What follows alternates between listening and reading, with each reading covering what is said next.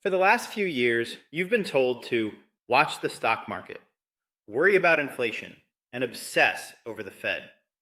You've been force fed a diet of chaotic headlines, talking heads shouting over each other, and an endless stream of noise designed to keep you completely distracted. But you're looking in the wrong place. What if the biggest story in finance isn't the one playing out on your screen? What if the most important financial story of our time is happening in the shadows? A silent, multi trillion-dollar river of capital is quietly abandoning the banking system as we know it.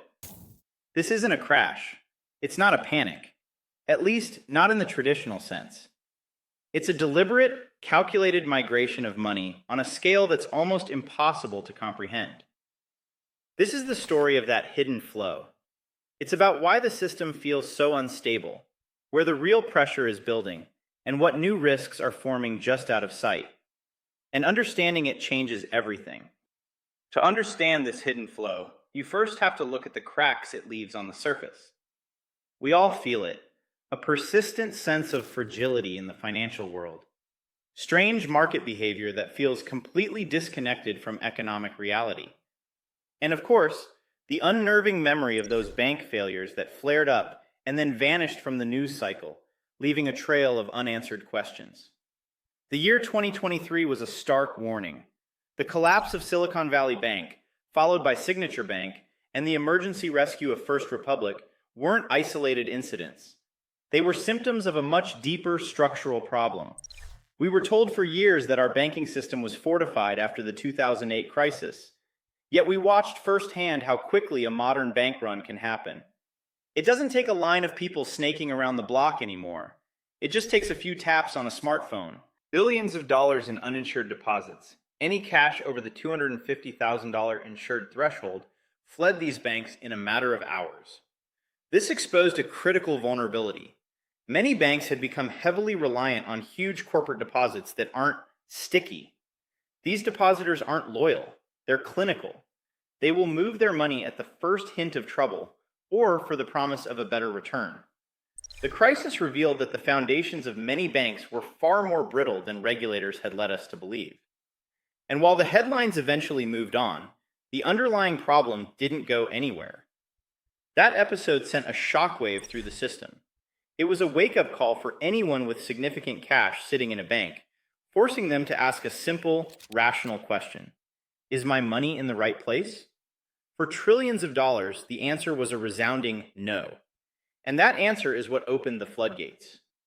This brings us to the core of the story. The capital flow nobody is watching. This isn't a conspiracy, it's just simple incentives. And the primary incentive is one of the most powerful forces in finance: yield. For over a decade, interest rates were scraping along near zero. It didn't really matter where you kept your cash because you weren't earning anything on it anywhere. A bank savings account and a specialized money market fund paid roughly the same, next to nothing. But that world is over. After the Federal Reserve's aggressive rate hikes to fight inflation, a massive gap opened up. A chasm between what you could earn in the traditional banking system versus just outside of it. This is the engine driving the hidden flow. While most traditional bank savings accounts kept paying out less than 1%, other options that tracked the Fed's policy rate more closely started offering yields of 3, 4, or even 5%. Savers were suddenly faced with a choice. Leave your money in a bank and let inflation eat it for lunch, or move it somewhere else and earn a real return. This isn't just about sophisticated Wall Street traders.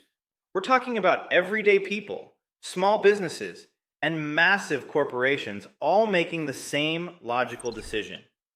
With brokerage apps and online platforms, it became ridiculously easy to pull money out of a low-yielding deposit account and into a higher-yielding alternative.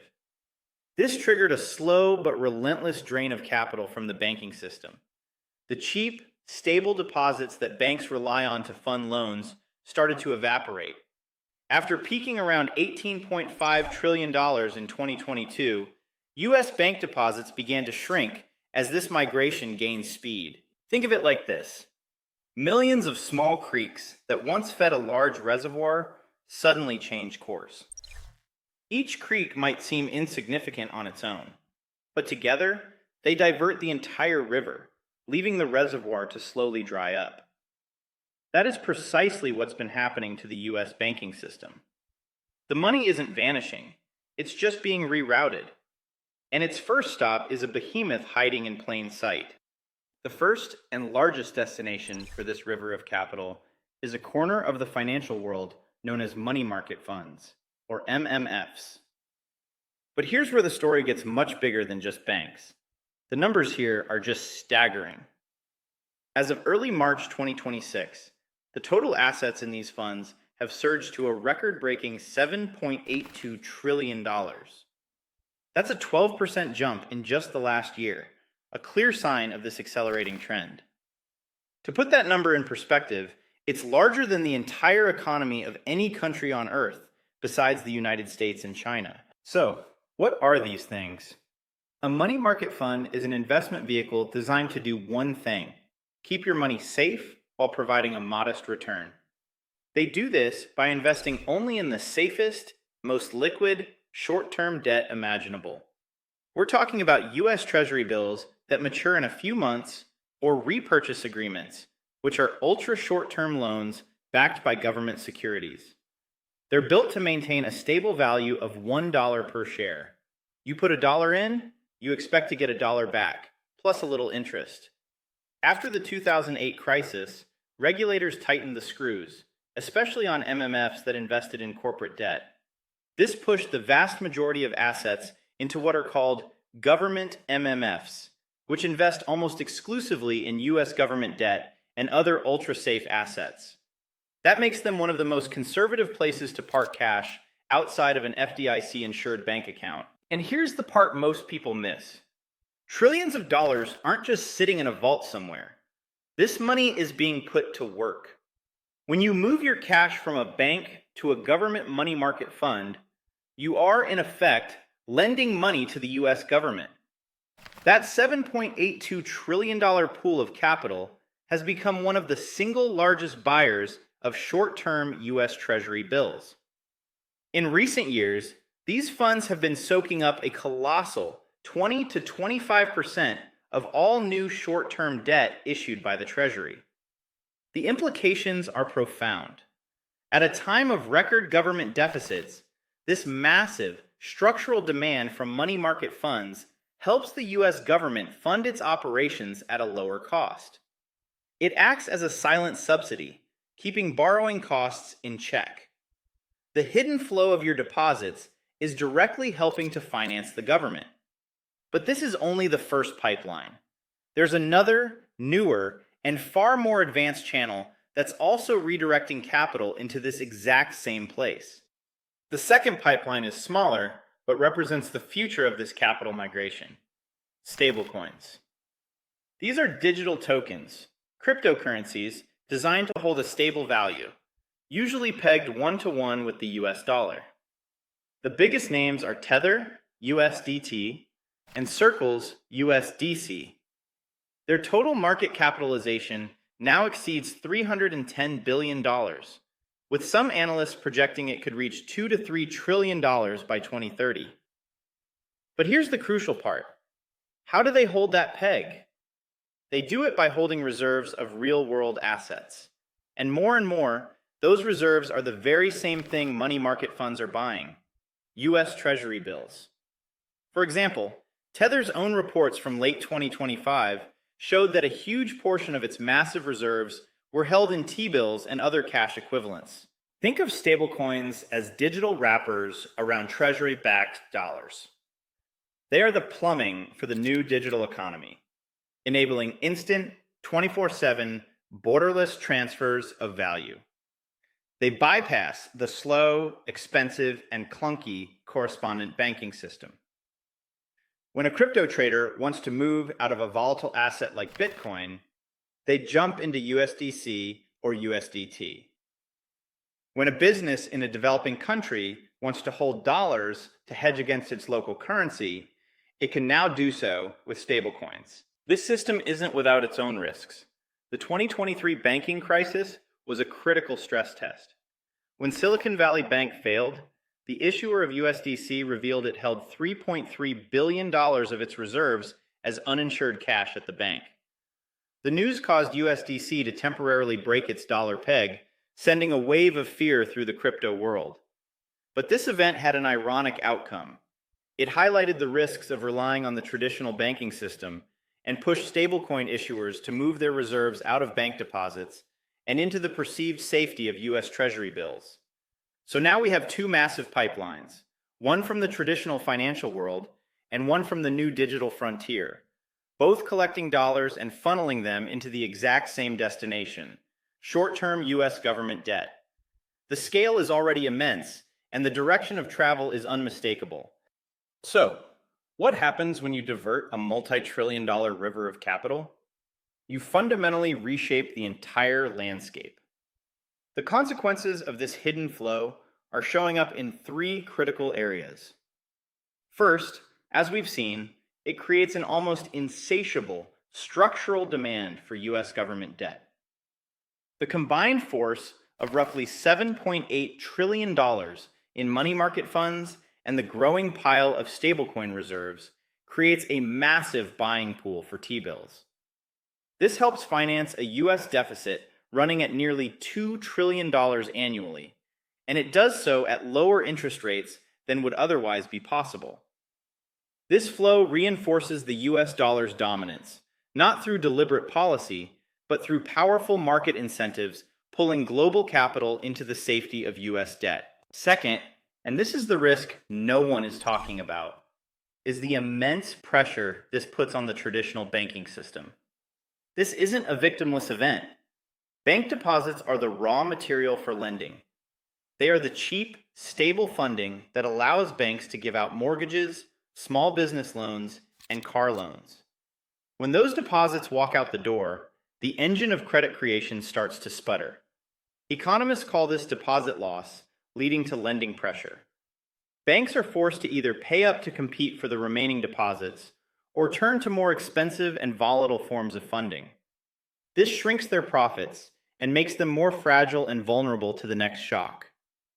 We are watching the slow hollowing out of the traditional banking system's balance sheet, which has been the bedrock of economic growth for a century. Third, this flow is changing the very nature of market liquidity. The financial system is splitting in two. On one side, you have incredibly deep, liquid markets for short-term government debt, propped up by MMFs and stablecoins. On the other, you have a banking system where credit is becoming tighter and more expensive. This affects everything, from stock valuations to corporate bond spreads. And when the plumbing of the financial system changes, every asset, from stocks to Bitcoin, starts behaving differently. At the same time, stablecoins are building a new, parallel financial infrastructure. It's a system where a massive portion of all crypto trading is funded by stablecoins, and where assets like Bitcoin are increasingly seen not just as a speculative bet, but as a neutral global settlement asset, a digital backstop in a world where even bank deposits have proven their fragility. The great thing about this hidden flow is that it's not truly invisible. You just have to know where to look. The data is public, offering a real-time dashboard on the health of this new financial plumbing. If you want to watch it yourself, here are the 5 key signals to monitor. First, money market fund assets. The Investment Company Institute, ICI, releases this data weekly. Watching the total assets, currently at $7.82 trillion, is your main gauge. A continued rise means the migration is ongoing. A sharp drop could signal capital is finally moving back to the banks. Second, the yield gap. This is the simple difference between what MMFs are paying versus what traditional bank deposit accounts offer. As long as this gap stays wide, say more than 2 percentage points, the incentive to leave the banking system is powerful. Third, bank deposits. The Federal Reserve publishes this in its weekly H.8 release. Tracking total commercial bank deposits will tell you if the pressure is easing or getting worse. A dip below recent stabilization levels would be a major red flag. Fourth, stablecoin supply and reserves. You can track the total market cap of stablecoins on sites like CoinGecko or coin market cap. More importantly, watch the transparency reports from major issuers like Circle and Tether. A continued high percentage of reserves in T-bills, over 80%, confirms their role as a pipeline to the Treasury market. Finally, the Fed's reverse repo facility. This is where MMFs park excess cash overnight. High usage, which has often exceeded $1 trillion, is a direct signal of just how much cash is sloshing around outside the banks, looking for a safe home that pays. A rapid decline would suggest that cash is finding other places to go. The very architecture of our financial world is changing. Beneath the surface noise of daily market chatter, a profound structural shift is happening. A silent river of trillions, driven by the simple, rational hunt for yield, is flowing out of the traditional banking system and into a new, less visible shadow system. This isn't a story of good guys and bad guys. It's a story of incentives and consequences. The consequence is a banking system under immense, sustained pressure, and a new financial world whose weak points we are only just beginning to map out. The next big risks aren't forming where the headlines are telling you to look. They're forming here, in the plumbing of this new system, in the massive reliance on money market funds, in the untested resilience of stablecoins, and in the fragility of a banking sector being slowly starved of its lifeblood. Understanding this hidden flow is no longer optional. It's the key to understanding where the financial world is really heading. If you want to keep exploring the powerful forces reshaping our economy just beneath the surface, make sure you subscribe. The biggest stories are rarely the loudest ones.